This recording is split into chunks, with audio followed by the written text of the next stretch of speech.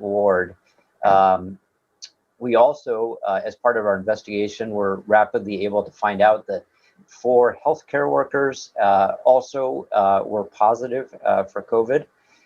Some interesting things about these patients and caregivers are that the ones that are vaccinated, which are 5 of those total, of those 14, are completely asymptomatic. In other words, we detected them as being positive for COVID by the test, but they aren't showing any COVID-like symptoms. So I really want to underline that because it really, again, shows how effective vaccines are. You may still have a small chance of getting COVID, but your chance of getting severe COVID or even symptomatic COVID is dramatically reduced. So that is in a high level, the situation on the ground currently. Talking and switching to our priorities always patient safety and the safety of our caregivers. So we have done a number of things in sort of rapid succession to increase what we're already doing to make sure that while we look into the situation, everyone remains safe. So among those action items, switching to my third point, we continue to use our standard use of masking and eye protection and other things that we use in healthcare to keep everybody safe. We did stop temporarily all visitors to the hospital, except in certain unique situations. And we did that over the weekend. And that's just to keep everyone safe. And we've known from some of the past experiences that occasionally an unvaccinated visitor can come in the hospital and potentially have COVID and be not showing symptoms, but be in the contagious period. So as an extra measure, we're doing that. And I know that's hard on everybody and certainly hard on our patients, but we really need to keep them safe. The other thing that we've done is we immediately stopped new admissions to that ward, and we tested each and every patient on that ward and the adjacent ward to make sure that we weren't missing anybody, and we're able to get the results of that and act upon them very quickly. And in the meantime, as we do all those sort of immediate measures to keep everyone safe, our awesome infection prevention team is working with Clark County Public Health to try to get to the bottom of what started this, who or what we think precipitated the infections, and make sure that we've got to the bottom of that so we can get back to normal operation and prevent this from happening ever again. And with that, Marissa and others, I'm going to turn it over to Dr. Melnick to speak a little bit about Clark County Public Health and their view of this topic. And again, thank them for their partnership as they've helped us really respond to this. Thank you, Dr. Neville. For the record, Dr. Alan Melnick, I'm the Public Health Director and Health Officer for Clark County. We're working really closely. Appreciate the work with PeaceHealth on the investigation. This situation is another reminder that COVID-19, the COVID-19 pandemic is not over. It's not done with us yet. Nationally, you already are aware that case numbers are increasing, and we're now faced with the Delta variant, which is more transmissible than previous versions of the virus. And the last situation or report I saw with the state of Washington is that the Delta variant is responsible for over 41% of the cases in the state right now. The best protection against COVID-19 is vaccination. Currently, 62% of Clark County residents 16 and older have initiated vaccination. They've had at least one dose, and 56% of Clark County residents 16 and older are fully vaccinated, which means they're 14 more days past their second dose of Moderna or Pfizer, or 14 days or more past their dose of Johnson & Johnson. We need to get those numbers up higher. I'm concerned that vaccine demand is dropping. We definitely need to get those numbers higher. And this outbreak, again, points to the effectiveness of the vaccine. as Dr. Neville noted, the people who are fully vaccinated did not have symptoms. And I would also point out that people who are fully vaccinated have lower viral loads and are less likely to transmit infection than people who are not vaccinated. In terms of vaccine effectiveness, I want to also point out that the number of vaccine breakthrough cases, that is cases in people who are fully vaccinated, the rate of that in the state of Washington is 0.07%. That's 7 in every 10,000. So these vaccines are still highly protective. I'd also point out that the rate of severe disease, the hospital admission rate for COVID-19 in people who are unvaccinated between the ages of 45 to 64 is 16 times higher than the rate of hospitalization for people in that age group who are fully vaccinated. And people who are 65 and older, the rate of hospital admission for COVID-19 is 12 times greater in those who are unvaccinated compared to those who are fully vaccinated. So the vaccines work, it's the best protection. The pandemic is still with us, and we'll continue to work closely with PeaceHealth on this investigation. And I'll turn it over to Catherine Kroll, I believe. Yes. Good morning. I'm Catherine Kroll. I'm the Director of Infection Prevention for the PeaceHealth system and am collaborating with Dr. Neville and with Dr. Melnick's teams to assure the investigation of this. In addition to all of the things that have been said, my team is heading up the investigation of how this might have happened. And so we are investigating the possible sources. There are 3 sources that could have happened here. The first is that a visitor could have brought this in and transmitted it to patients and healthcare workers in our facility. The second is that a patient could have come in from the community incubating the virus, so they did not test positive when they were admitted and subsequently became positive, and transmission occurred within the hospital that way. And third is that a healthcare worker could have unknowingly come to work while positive and transmitted. And so we are investigating all 3 of those. Our immediate steps were to control the current outbreak and involve testing all of those who we thought could be exposed and are at high risk. And as you've noted, we have 10 patients and 4 healthcare workers who we have identified through that testing. Our next steps are to look at all of those visitors who've come in collaboration with public health, to notify patients who were discharged from the unit. All patients who we believe are at risk have been contacted. So if you're a patient out there and you're worried that you may have been exposed while you were here, unless you received a call from our hospital or from the public health department, we have no evidence that you were exposed, and we have every reason to believe that you were not while you were here. If that changes, we will of course update and continue to reach out to our patients so that you can know if you are at risk and if you should be continuing to watch for symptoms. And then, as Dr. Melnick noted, it's not too late to get vaccinated. If you've been on the fence, this outbreak really shows us that even if you can be infected after vaccination, that the vaccination prevents you from developing severe disease. Thank you. All right, I'm going to go through. If you have questions, please use the hand raise function, and I will just call on folks. So Tim Gordon, go ahead.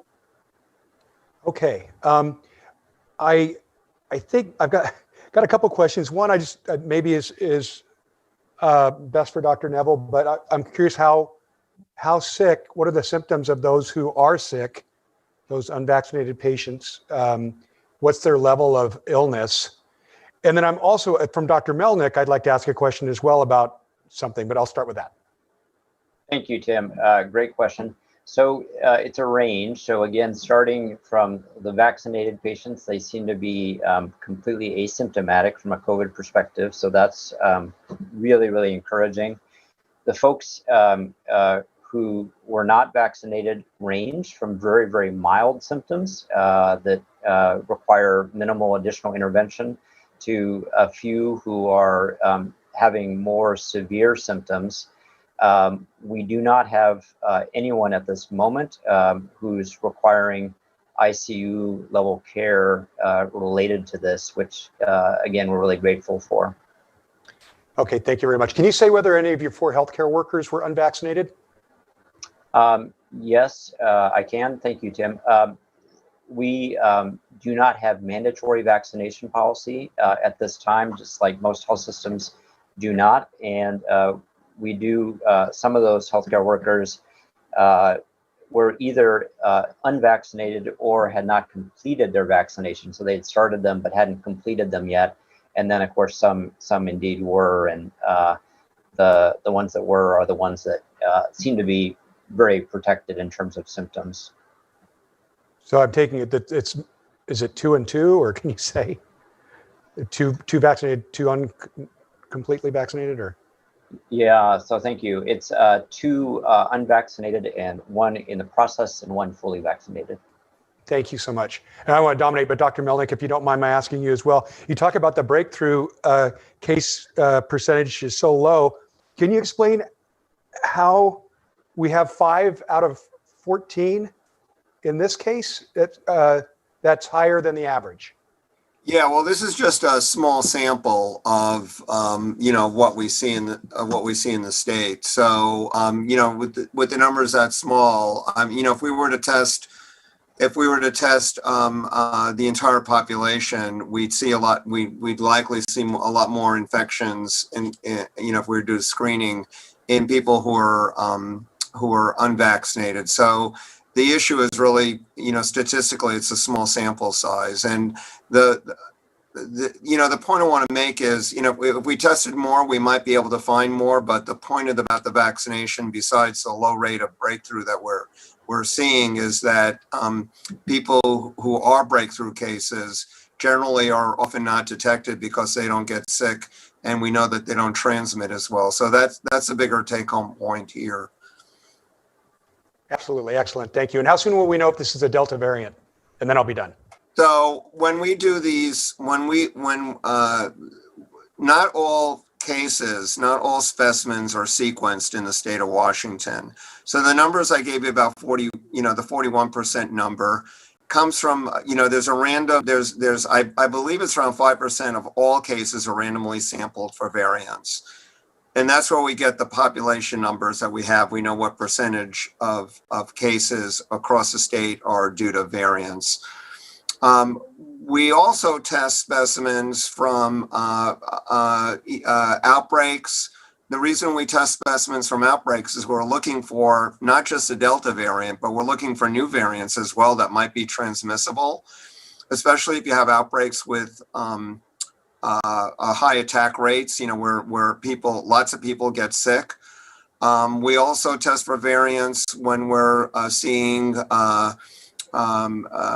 somebody with a reinfection or somebody who's a vaccine breakthrough. So there's a variety of situations. I haven't even named all of them where we test for variants. So we're not just testing for Delta variant. We're looking for all variants when we have outbreaks like this. Thank you. Wayne Haverly. Yeah, I actually just, I think Tim covered a lot there. I just wanted to follow up on a couple of things there. So finally on the Delta variant, are the patients at the hospital that part of this outbreak, are they being tested for the variant, for the Delta variant? They are. They're being tested for all they're having, we call, genomic sequencing being done. They're being tested for any potential variant, including something we might not have seen before. And then this question's for Dr. Neville. Among the unvaccinated healthcare workers in the PeaceHealth system, do you have a percentage on how many of your healthcare workers have been vaccinated? So I haven't looked at the figures in a few weeks. We have far more than the majority who have been vaccinated. We continue to encourage it strongly. We have ongoing campaigns to encourage it in various ways, but we are not yet at 100%. Do you have any rough estimate on where you're at? So we are roughly at 75%. Thank you. Thank you.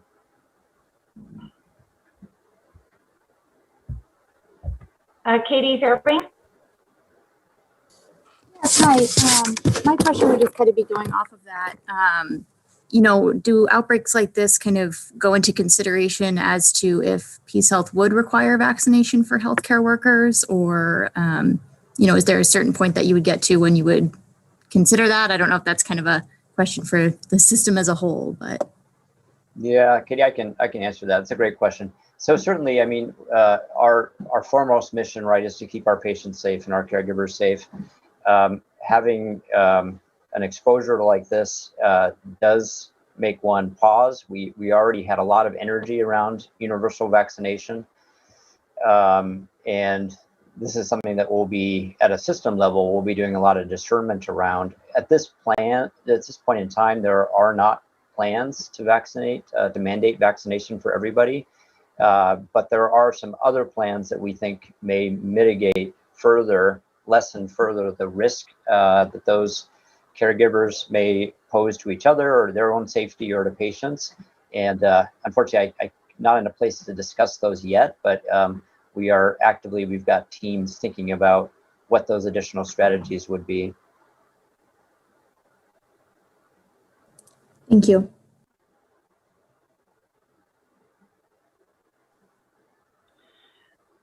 Were there any other questions? Yes, please, as long as nobody else is asking. If I could, since Dr. Neville's up, can you just clarify for us the timeline again? It was July 10th that a patient tested positive for COVID, and you'd said, was this then their 5-day test, or can you just kind of run the timeline again for me so I understand it properly? Yeah, thank you. So like I said, all our patients are tested automatically, whether or not they have symptoms on admission. And then we do additional testing while they stay with us as an added layer of protection. So the first patient who showed up with this additional test was on July 10th.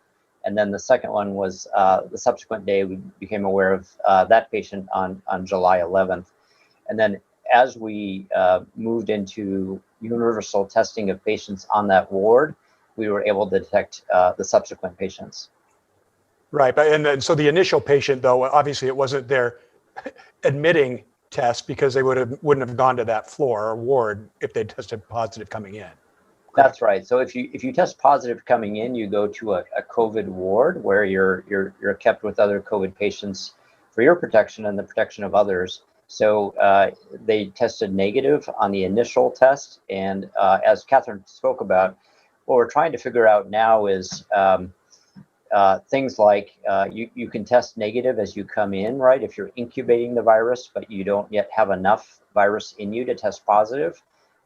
Or were they exposed to something from a visitor or a caregiver or a fellow patient while they were in the hospital? And those are still unanswered questions, but that's really the main emphasis now is to figure that out. Okay, and thank you. And Ms. Kroll, just one other thing. Can you say how many people that were at risk that you've had to contact? How many people are part of that pool? Yeah, for patients who were discharged, we've contacted 44 patients who were discharged. None of them have attested to having symptoms, and none of them have sought testing that we are aware of at this time. We will continue to monitor that over the next 2 weeks. What's the likelihood at this point in time that they'll come up with symptoms? I mean, is there a point where it becomes, it's past time for them to? Yeah, if they are fully vaccinated, it's unlikely that they will come up with symptoms. And so that's part of our reason for contacting them, so that they can practice more cautiousness, even though they don't have symptoms. If they're unvaccinated, We're uncertain right now of the likelihood because we're better understanding what are the risk factors for having been potentially infected while on this floor. So we are encouraging those who are unvaccinated to have a very low threshold for getting testing, and we are providing that testing through our clinics at no cost to any of those patients, and we'll help arrange for transportation, et cetera, so that we assure that there are no barriers for those patients being tested. Again, we've notified all 44 of them. None of them have come down with symptoms at this point. Based on the early epidemiology, we've narrowed what we believe to be the potential exposure window down to a few days that we are concentrating on. And so 14 days out from that set of days would look like it would be late July. And so we will be feeling confident that if nobody tests positive in the next 10 days from that group, that we have identified and controlled from the exposure. Thanks for taking all my questions. I appreciate it. I've got a question if there's time. Can you explain why you don't currently require employees to be vaccinated against COVID-19? Thank you, Amelia. That's a great question. So it has to do with a number of things. One, it has to do with our discernment about where we are as a country, which includes our healthcare providers, in terms of coming to a consensus around vaccinations. And just like out in the community, we have a diversity of healthcare workers with different opinions and different sources of information about vaccine safety. We also want to respect our relationship with individual caregivers, some of whom may have, medical conditions or something else that may preclude them from getting vaccinated. It's also the case that these are vaccines which are, we think, extremely safe. We think the medical community supports that, and there is not yet universal opinion behind that in all sectors of the society. So most healthcare systems across the country have followed us and not yet mandating it. But I will say this, and I'll say it really strongly.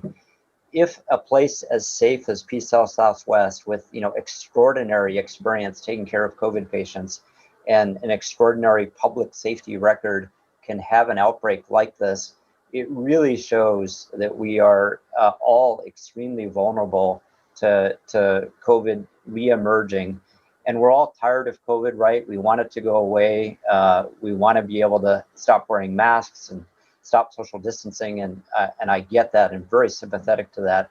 But this really is a wake-up call, I think, that if it can happen here, it can happen anywhere.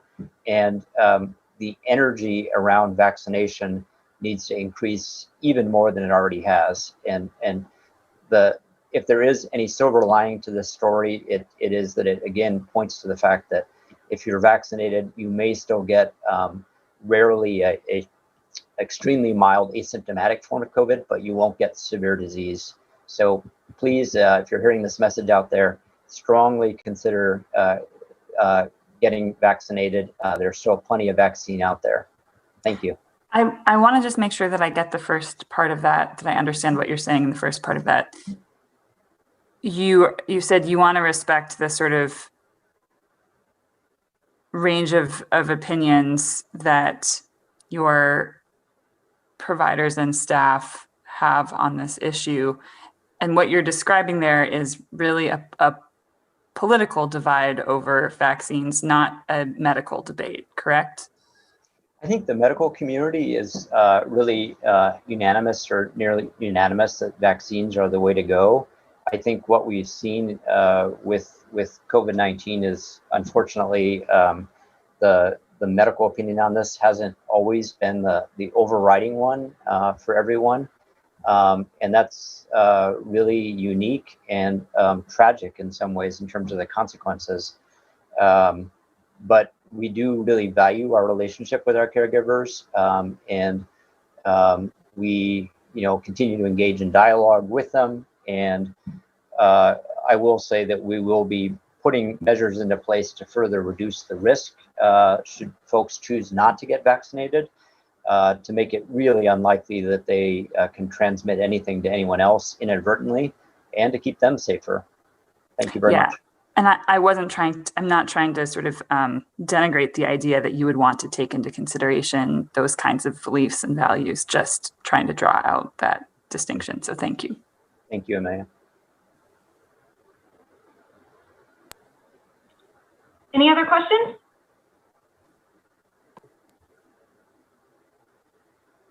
Okay. Well, then we will go ahead and wrap this up here. Thanks everyone for joining us. Thank you. Thank you.